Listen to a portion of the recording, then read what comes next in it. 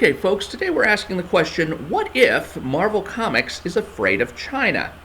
Now, the reason I'm asking this question, and asking it in this particular way, is because I've been watching the Marvel cartoon series What If on the Disney Plus channel. Now, this is set in the Marvel Cinematic Universe. Actually, it's set in the Marvel Cinematic Multiverse. If you've been watching Loki, you know what that means. It asks the question, what if, about various Marvel characters, and proposes alternate realities for them. For example, what if, instead of becoming the Black Panther, Prince T'Challa of Wakanda had become Star-Lord from Guardians of the Galaxy? Or, instead of Elizabeth Olsen portraying the Scarlet Witch, what if it had been Mary-Kate Olsen? Now, the TV series is based on the Marvel Comics series, What If, from 1977. Now, this was written in exactly the same vein. It took old stories like What If Spider-Man had joined the Fantastic Four and they had become the Fantastic Five. You might not know this, but in Amazing Spider-Man #1, very first issue of that title, he actually did try to join the Fantastic Four, but he was rebuffed because he thought it was a paying job, and it was not. Now, when I saw the Marvel Omnibus collection of this series, which is coming out in a couple of months, I saw the solicitation for it on Amazon, and I wanted to know what issues were contained in it. Of course, they're capitalizing on the fact that they've got this cartoon series out, so now they're publishing their old stories in another hardcover volume form that people are sure to buy. So what are they putting in the book? Well, it's collecting the 1977 series What If, issues 1 through 15, and 17 through 22. It skips issue number 16. Well, that, of course, piqued my curiosity. I had to go back and find out what was issue number 16, and I found out something kind of mind-boggling. It's actually what if Shang-Chi, Master of Kung Fu, had fought on the side of Fu Manchu. Now, in the original Marvel Comics, by the way, Shang-Chi, Master of Kung Fu, is the son of Fu Manchu, and he decides to turn against his father. Well, this alternate reality is exploring what happened if he had not done that. And the reason it's so mind-boggling that this issue in particular would not be in the Marvel Comics collection is because, guess what's in the theaters right now? Shang-Chi and the Legend of the Ten Rings. Now, this is like a major blockbuster Marvel movie that's in the theaters right now, and for some reason, this issue featuring Shang-Chi is not in the What If collection. So I decided to go back and look up this issue and find out what it was about it that made it impossible to reprint. Now, I couldn't really find anything, except for this one portion that is spoken by the character Fu Manchu to Shang-Chi, and he's talking about his motivations. And he's saying that, when I started out, I just wanted to restore China to its ancient glory. And then the Communist Revolution happened, and then he wound up being opposed by this guy, Sir Dennis Nayland Smith, and he had to rebuild his empire, and now he wants to take down all organized governments, including the Communist government of China, and in addition, he wants to bring the entire world back to the ancient glory of China, so that the entire world, there's a world of peace embodying the glory of old China, and he wants to bring that forward as the best of all possible worlds. Now, when I'm reading through this, I'm thinking, well, maybe the Communist Party of China is so anal about wanting to be believed to be the best kind of government no matter what, because that's what totalitarian states are like, that they just couldn't even bear a villain presenting an alternate reality version of, what if China were the old way instead of the new way. Now, I mean, that's kind of far-fetched, especially since it's a villain saying this, but you never know. These governments are weird, and it's not like Marvel hasn't capitulated to government demands before, because you'll recall that one of the major movies in the Avengers line was Captain America, the First Avenger. Now, when the title of this movie was announced, I always wondered, why did they put the First Avenger on there? I mean, I know they'd mentioned the Avengers a couple of times, usually in the after-credits segments of Iron Man and the Hulk,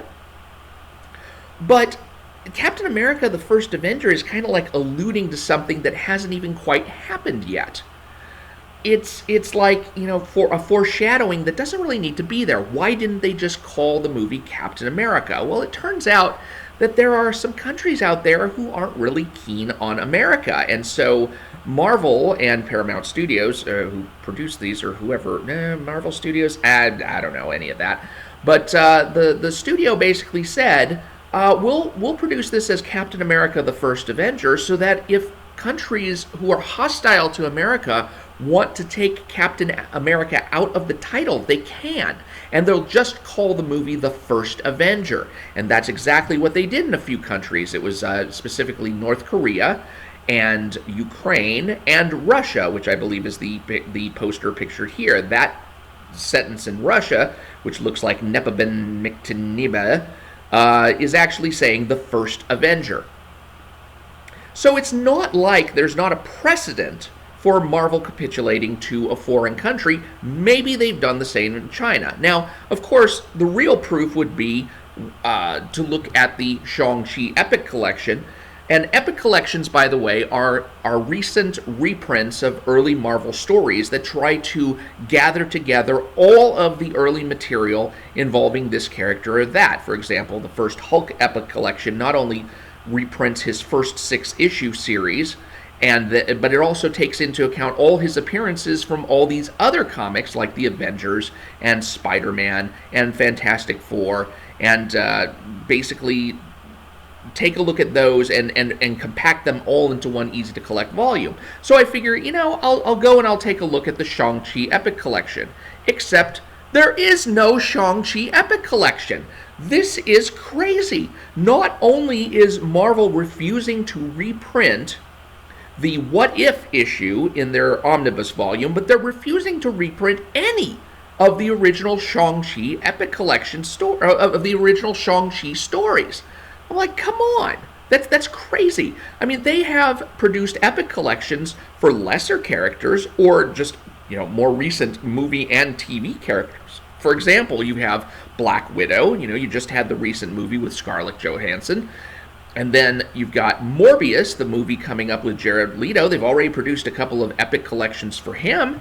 You've got Hawkeye, who is played by Jeremy Renner, and he doesn't even have that much backstory to him. I was kind of surprised they even came out with a volume for him at all, but they're having a Hawkeye Disney Plus series.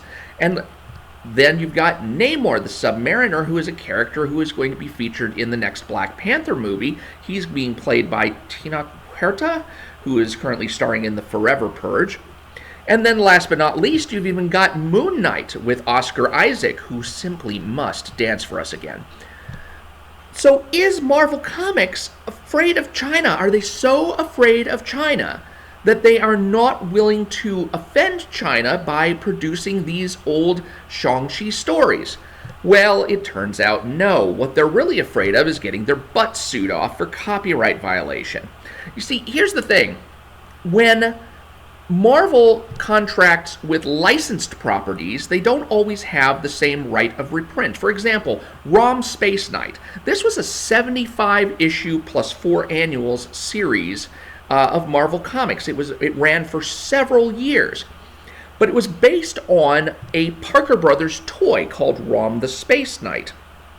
And Parker Brothers licensed the character out to Marvel. Marvel went and did all these comics. And now, because Rom Space Knight's license has passed to another comic book company, Marvel can no longer reprint any comics that contain this licensed character, and that includes comics of their own line, like Power Man and Iron Fist. Now, Power Man and Iron Fist are original Marvel characters, but because Rom Space Knight was featured in issue 73, if you look at current Epic Collection of Power Man and Iron Fist, if you look at the current reprints, you will not see issue 73 in there because it legally can't be in there.